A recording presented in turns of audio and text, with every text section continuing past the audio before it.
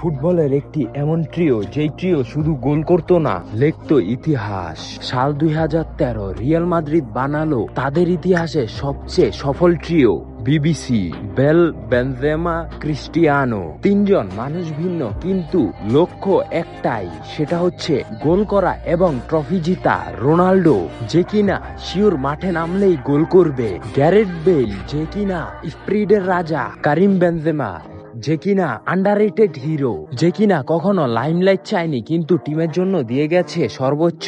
তারা একসঙ্গে 400+ গোল করে এবং টানা 3টি চ্যাম্পিয়ন্স লিগ জিতে অনেক বড় বড় ক্লাবের স্বপ্ন ভঙ্গ করে দিয়েছে। যখন এই তিনজন একসাথে মাঠে নামতো তখন ডিফেন্ডারদের কনফিডেন্স আগেই শেষ হয়ে যেত।